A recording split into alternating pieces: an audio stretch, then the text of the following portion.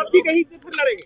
देखिए, जब नॉमिनेशन होगा तो आपको खुद पता लग जाएगा। जी, अरे तुम रोल करो। नॉमिनेशन होगा तो आपको पता लग जाएगा, और हो सकता है नॉमिनेशन से पहले ही आपकी जानकारी होगी। कन्नौज के लोगों का मानना है कि आपको चुनाव लड़ना चाहिए। देखिए, सवाल कन्नौज का ऐतिहासिक जीत का है। कन्नौज अलग बात है, लेकिन उससे ज्यादा जो जनता ने मन बनाया है, इंडिया गठबंधन भविष्य बन के आ रहा है, और भारतीय जनता पार्टी इतिहास बन जाएगी इस चुनाव में। जनता भारतीय जनता पार्टी के खिलाफ मतदान करने जा रही है। एनडीए को पीडीए हराएगा। कल योगी आदित्यनाथ भी जसवंत नगर में रैली करने आ रहे हैं। वो पता नहीं क्यों आ रहे हैं, अच्छा है उनका आना। लेकिन मुख्तार अंसारी की रिपोर्ट जो है वो नेगेटिव आई है, उसमें पॉइजन नहीं आया है। परिवार वाले रिपोर्ट पे भी शक कर रहे हैं, आपको क्या लगता है? देखिए, जिस तरीके की बहुत सारी चीजें हो रही हैं, मान लीजिए आज एक पत्रकार, जो विदेशी पत्रकार थी, जो अखबारों में हमने पढ़ा, उसे भारत छोड़ने के लिए कह दिया गया। लेकिन वही खबर ये भी मिल रही है कि सरकार ये कह रही है क्योंकि वीजा में कुछ दिक्कतें थीं, इसलिए उन्हें विदेश जाना पड़ रहा है, अपने घर जाना पड़ रहा है भारत छोड़ करके। तो सच्चाई क्या है?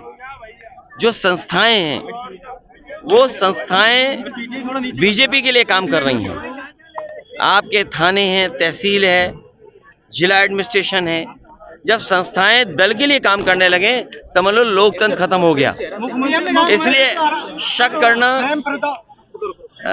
करना कोई, इस सरकार पे हर चीज पे शक हो रहा है। यही तो सवाल है कि आप क्रेडिबिलिटी क्या है। आप सोचिए, प्रधानमंत्री जी ने जो कहा उस पे आपत्ति पूरे देश के लोगों को है। पूरे देश के लोगों को आपत्ति है कि ये भाषा कैसे हो सकती है, लेकिन चुनाव आयोग क्या कर रहा है। और फिर आप में से बहुत से साथी हैं कि क्या लाभ मिल जाएगा बीजेपी को, कुछ सवाल पूछ लें। जो सवाल आप पूछ रहे हैं, आपकी नीयत में सवाल यह है कि आप बीजेपी की मदद करना चाहते हैं। लेकिन उन्होंने कहा, मंत्री ने भाजपा वाले आरोप लगा रहे हैं कि आप फातिया पढ़ने के शरीयत का जिक्र किया, लेकिन शरीयत को कौन सा चैनल है आपका? कौन सा चैनल है आपका? चैनल बता दो कौन सा है। अरे चैनल बताओ ना कौन है। जयवीर सिंह ने कहा था। नहीं देखिए, ऐसा सुनिए, बहुत इधर उधर की बातें मत करो। तुम भी जानते हो, अगर ये पूछेंगे तो एफआईआर इन पे भी लिखाई जाएगी। मैं अभी लिख करके एफआईआर दे रहा हूँ, तुम्हारे पे भी एफआईआर हो जाएगी। इसलिए बहुत सारी बातें पूछो। अरे भाई, अरे मंगलसूत्र, तुम्हारी शादी हो रखी है? अरे जिनकी शादी हो रखी है, रुक जाओ भाई, जिनकी शादी हो रखी है वो लोग उसके महत्व समझते होंगे। और बीजेपी के लोगों को मंगलसूत्र से बड़ी बात है कम से कम नौकरी नौजवानों को दे दें, जिससे उनकी भी शादी हो जाए। जिन नौजवानों की शादी नहीं हो रही, उनसे मंगलसूत्र क्या पूछ रहे हो आप? पीएम ने कहा था कि यदुवंशी, जो अपने आप यदुवंशी कह रहे हैं, वो श्री कृष्ण द्वारका का अपमान कर रहे हैं। तुम्हें कुछ पता ही नहीं है, वो प्रधानमंत्री जी को कुछ नहीं पता जो पूछ रहे हैं वो।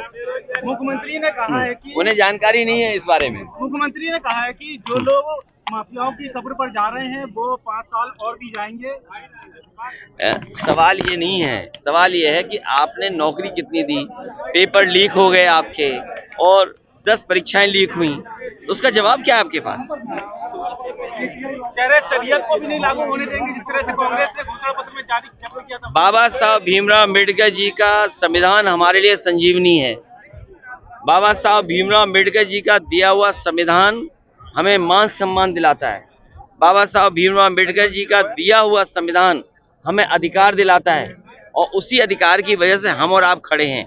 ये बीजेपी के लोग जनता को गुमराह करके वोट के अधिकार को भी छीनना चाहते हैं। ये भाषण इसलिए हो रहे हैं क्योंकि उनके अंदर निराशा है, जनता उनके साथ नहीं है।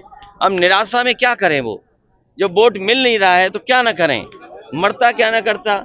इसीलिए न विकास पे बोल रहे हैं, न किसान की आय 2 गुनी बढ़ जाएगी उस पर बोल रहे हैं, न बिजली सस्ती होगी उस पर बोल रहे हैं, न कोई बड़ी सड़क बनाई उस पर बोल रहे हैं। बस जनता को गुमराह करने के लिए कर रहे हैं। और मैं आपको कह दूं, अग्निवीर की तरह इन खाकी वालों की भी नौकरी 3 साल की होने जा रही है। ये जो अग्निवीर हुई है अभी,